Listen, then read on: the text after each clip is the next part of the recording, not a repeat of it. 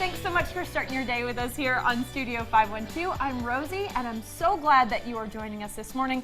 As kids head back to school, we're kind of going back to Styling 101 class. We're getting schooled ourselves this morning with Raquel Greer-Gordian of Greer Image Consulting, who's here to tell us a little bit about balance and proportion in what we wear. Good morning. Good morning, Rosie. Lovely to have you again, and I'm glad that we're talking about this because this is the thing that I think is so elusive for people when they're starting to talk about styling. It's hard to get it right. Absolutely, yeah. And so many people kind of approach style like it's inherent. Either you have it or you don't, and if you didn't get that gene, you'll never do it. But really, there's a few different little styling techniques that create the correct balance and proportion from, you know, stuff that you have in your current wardrobe that can really elevate an outfit and make you go, oh my gosh, this looks amazing. Yeah. Well, that's exciting to love the things that we currently already have hanging there. Yes. Don't have to go out and spend more money. All right, let's talk about it. We have Jessica here today who's being a fantastic model for us. I love the colors that she's wearing, by the way. These are delightful. Yeah, let's talk a little bit about her balance and proportion. So, absolutely. So in an outfit, you basically want 1/3, 2/3 proportion. So you don't want,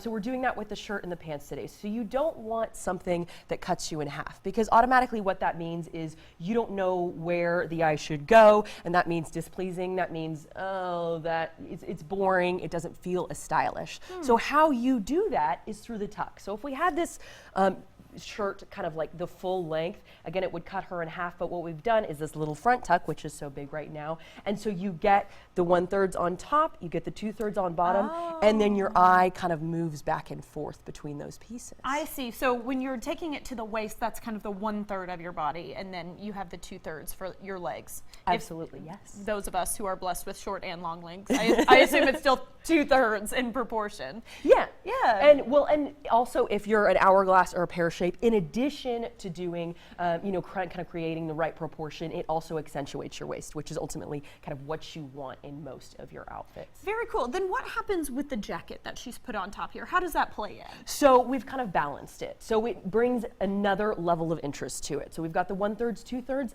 and then we were kind of elongating the silhouette through this jacket, and then again balancing it, taking it one more step with the colors through the jacket and the blouse too. So they're kind of in that blush rose family, so talking to each other, and again you're kind of playing back and forth between those.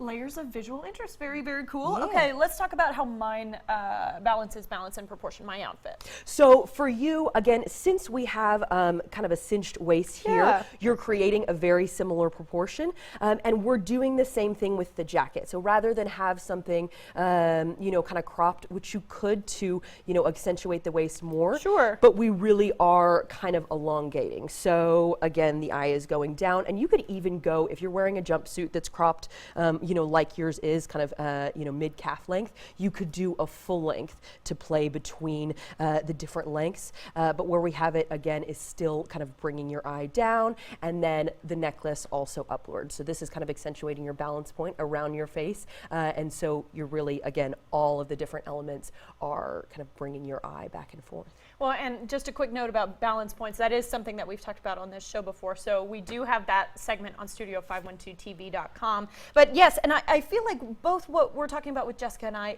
is making us kind of long and lean in the right ways. We're not just looking like one tall drink of water and that's it. It's you know, stretching in some areas, it's shortening in others. So let's talk real quickly about what's happening with your outfit as Absolutely, yeah. So exactly what you were saying, Rosie. So for me, you know, I've got the kind of shorts on, so that's bringing the eye upward. But then with kind of these 80s style blazers, kind of the boyfriend blazers that are big right now, you know, they're going to be a little bit longer. And so for something like this, it's going to elongate the silhouette. It's going to create that long and lean, just like we were talking about as well. And real quickly on balance and proportion, I know we've talked about it on this show, but the shorts with a suit jacket, is this appropriate for work? Because we still have a couple more hot months here in Austin. Well, so it depends on your job. Generally, I would say no to work. This is more kind of that dressy casual if you're going out to dinner, if you're going out to brunch.